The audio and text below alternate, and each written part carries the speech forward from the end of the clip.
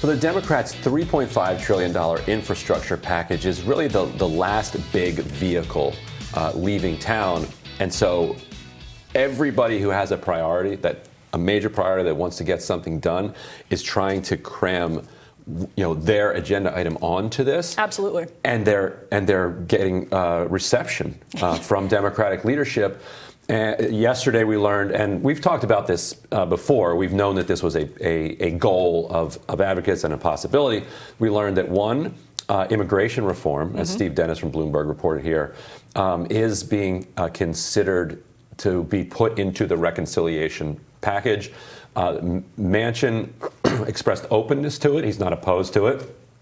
And also the PRO Act, which is the major labor reform, is also being put into the reconciliation package. I asked a number of Democrats in the Senate yesterday how much of the PRO Act could get in and how much of immigration reform, and then they seem to just not have much sense at this point yet.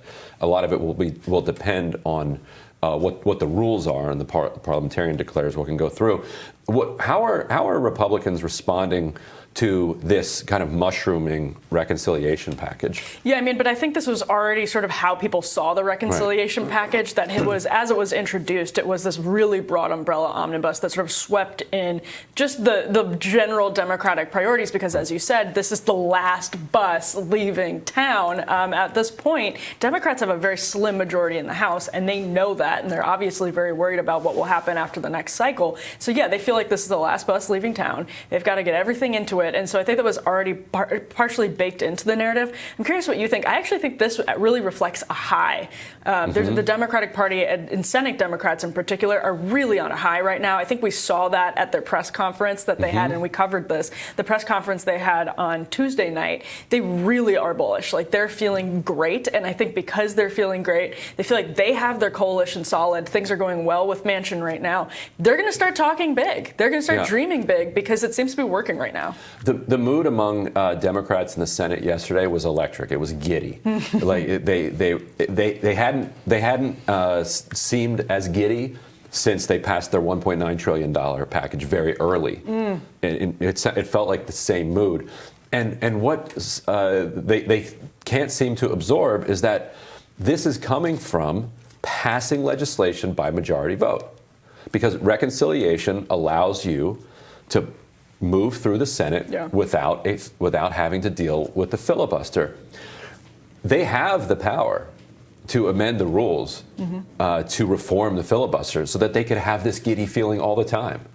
Like this idea that governing is effective and useful and popular shouldn't come as such a surprise to people. I think they're sort of terrified by the political ramifications that could hit the seats like the West Virginia one that Joe Manchin now holds in a deep, what has become a deep red state. And so they believe in sort of this counterintuitive way that going through the reconciliation process and the way that they're sort of cobbling this bill together with all of their priority items, I think it's actually probably going to make them feel like, well, we can just do reconciliation, because they have such a slim majority right now that when they have a heftier majority, this would be a really comfortable negotiating process. Imagine them with at least, you think, 5 more members. They're going to feel really comfortable going through these negotiations. And so in a weird way, I think it makes them even less focused on prioritizing filibuster reform. Right.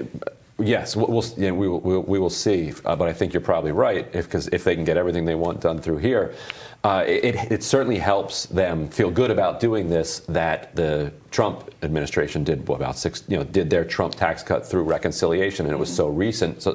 So everyone in the caucus is like, well, Republicans did it, we can do it. Now, for people who don't follow the arcane rules of Senate procedure, reconciliation is a budget tool.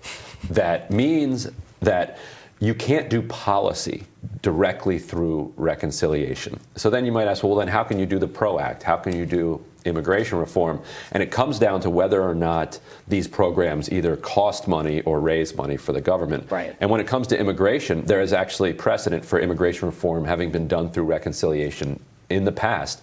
So that's done. There's very little question that the parliamentarian will green light that, because it costs money to get a green card, It costs money to get naturalized.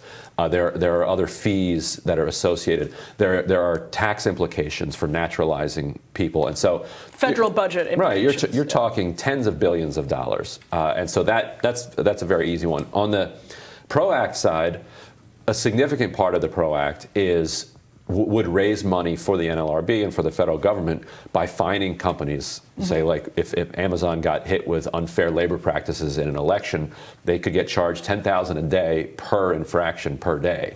And if you extrapolate that out across the country, you're talking hundreds of millions of dollars, and then all of a sudden now you have a budget impact because you're just changing the number. Right now, the NLRB basically can't fine companies. Yeah. And so now it's like, oh, okay, well this fits, but the whole thing is arbitrary and silly. Yeah, no, it is. It's such a statement on the broken system, right? And as you explain this to people who don't follow the arcane rules of the Senate, you'd be like, wait, so because you can't pass policy with your majority and you can't pass policy, period, you are using a budget reconciliation to implement actual policy, like immigration and union related policy, union measures. And the Trump administration did, to get Murkowski's vote, they did drilling in Alaska through reconciliation. They're and the CBO said, well, it's going to raise money because you sell the oil.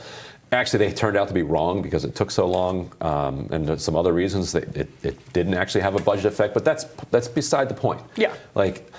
Why is our legislative agenda being held hostage by one staffer in the Senate who determines whether or not a budget impact of a particular policy is a secondary or a primary goal of this policy? Yeah. It's completely absurd. If the Senate wants to enact immigration reform, they should just have the courage to say, you know what, we want to do immigration reform. We were elected. The Senate parliamentarian was not elected.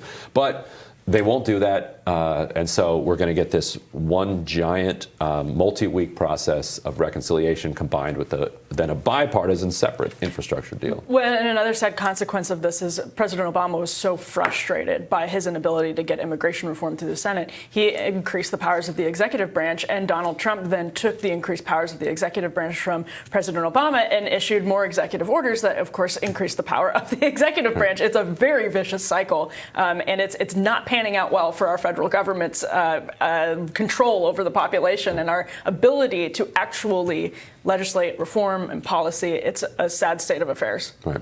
And the immigration system is so broken that hopefully they will finally do something about it. It's just an utterly devastated system. So DACA people, TPS people who are here on an emergency basis, frontline workers, people, farm workers, a lot of people looks like they will be eligible for a pathway to citizenship. We'll see what happens. Democrats are on a high right now. We'll see if that lasts. No, we have, of course, more rising for you after this, but don't forget to like, share, and subscribe so you never miss any of our new content.